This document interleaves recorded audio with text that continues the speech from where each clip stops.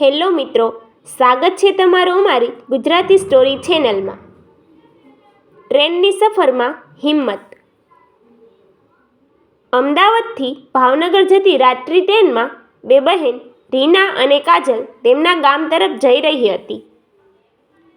બંનેએ કોલેજની પરીક્ષા પૂર્ણ કરી હતી અને ઘણા દિવસો પછી ઘરે જવાની ખુશી તેમના ચહેરા પર ઝળહળતી હતી. ટ્રેન ધીમે ધીમે સ્ટેશન છોડતી ગઈ અને રાતનો અંધકાર બારીની બહાર ફેલાતો ગયો.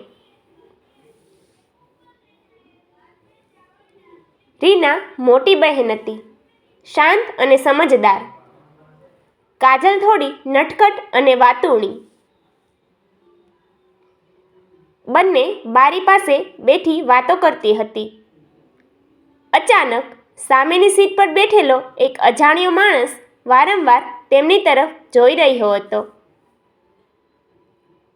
શરૂઆતમાં તેમણે ધ્યાન ન આપ્યું, પરંતુ થોડા સમય પછી તેની નજર અને હરકતો શંકાસ્પદ લાગી. કાજલે ધીમેથી રીનાને કહ્યું, "દીદી, આ માણસ થોડી અજીબ રીતે જોઈ રહ્યો છે."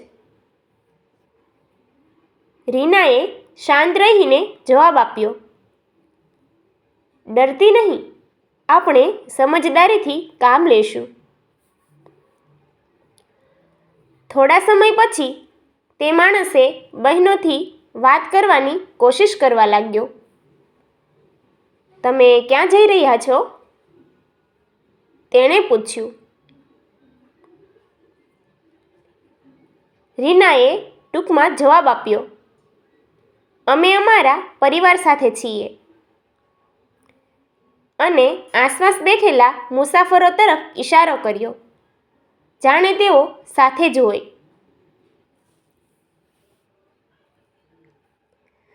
રીનાની સમજદારીથી કાજલને થોડી હિંમત આવી. રીનાએ તરત જ પોતાના મોબાઈલમાં ટ્રેન હેલ્પલાઇનનો નંબર શોધ્યો અને મેસેજ તૈયાર રાખ્યો. તે માણસની હરકતો વધતી રહી હતી. તેણે બહેનની બેગ તરફ હાથ લંબાવવાનો પ્રયાસ કર્યો. રીનાએ તરત જ ઊંચા અવાજમાં કહ્યું, "તમે શું કરી રહ્યા છો?"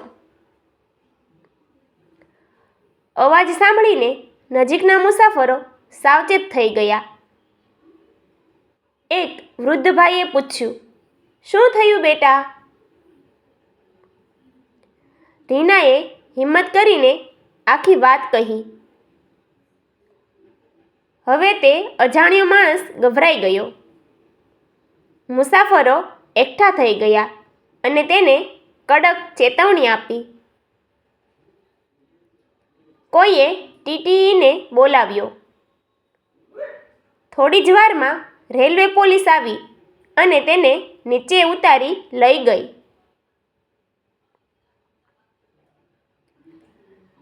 આ ઘટના પછી કાજલનો ચહેરો ફિક્કો પડી ગયો હતો.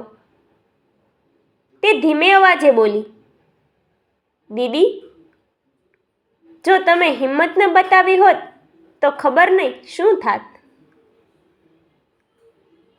રીનાએ તેના ખંભા પર હાથ રાખ્યો. "ડરવાથી કંઈ હલ નહીં થાય. હંમેશા સમજદારી અને હિંમતથી કામ લેવું."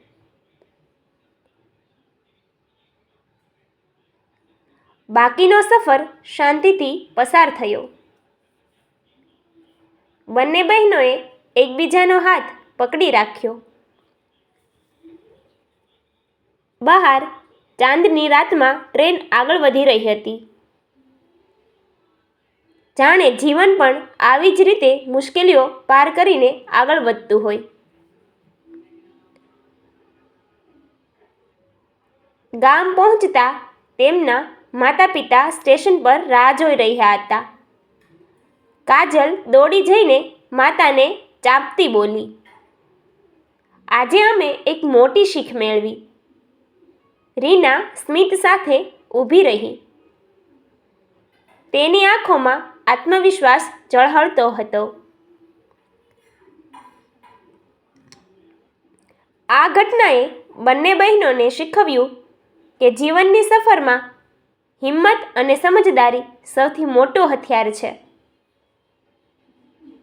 ટ્રેનની તે રાત માત્ર એક સફર નહોતી, પણ તેમની અંદર શક્તિ ઓળખવાની શરૂઆત હતી.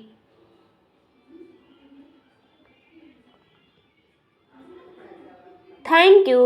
અમારી ચેનલને લાઈક કરો, શેર કરો અને સબસ્ક્રાઈબ કરવાનું ભૂલતા નહીં.